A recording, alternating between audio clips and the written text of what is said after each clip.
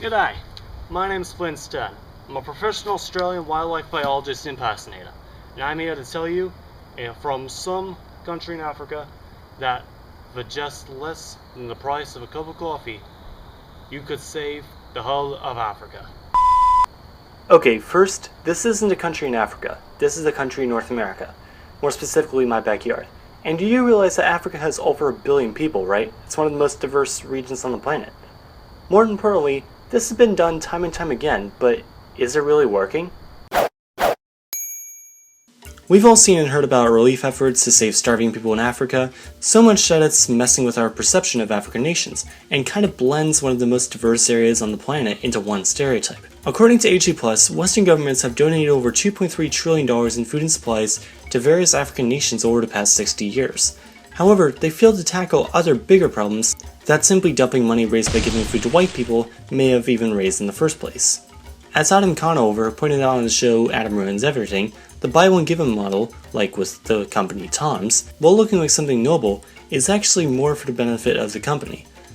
The shoes cost $60, but only $4 to make, which means $52 of pure profit per sale. This doesn't seem too bad. Maybe Tom, who doesn't exist, is a little bit grabby when it comes to American money, that's all. However, there are shoe manufacturers in African nations, and shoes aren't what the problem is about. It's more about the region's local manufacturers being put out of business by not being able to compete with Western firms, like Tom's, and thus economies not being able to support themselves. In short, it's kind of like the don't feed the bears, ducks, elephants, Bill Clinton signs at parks. Because if you feed the animals, they'll get dependent on humans feeding them, and stop hunting and foraging, and start waiting for the humans to come along. In a similar fashion, aid revenue is not a reliable source of income for our nation. Put it this way, if instead of learning to walk, you just had someone carry you around your whole life, what if something happens to that person and you can't now walk? There's also another, perhaps even darker problem with countries relying on aid revenue. The people who actually get the money, as in the corrupt governments. Food donations are frequently made to the DPRK to this day, yet all this does is allow the Kim dynasty to divert more and more money to the military instead of diverting it to agriculture. Or even worse. You Western dogs all spend outrageous amounts of money on my country to feed my starving people. But what you don't realize is that I actually take all the money and all goes into the military.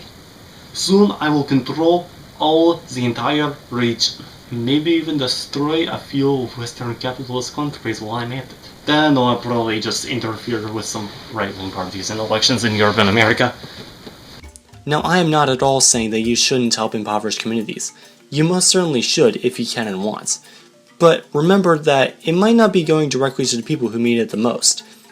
And also remember, once again, not all of Africa needs this kind of help. Remember, Africa is a continent that contains nations of Egypt, South Africa, Burkina Faso, the Congos, Ethiopia, and Morocco. That's pretty damn diverse. Probably the best way to know what the people who there need is to, well, in a best case scenario, if you can, ask them. I mean, it also doesn't hurt to buy stuff from African businesses, but you know. Thanks for watching, and if you found this video informative and or entertaining, please give it a like, share it, and subscribe for more videos every Sunday. I will see you, actually in a couple days with a special announcement video, so be sure to stick around if you care about what's going on in this channel. Contains some important information for the next month or so.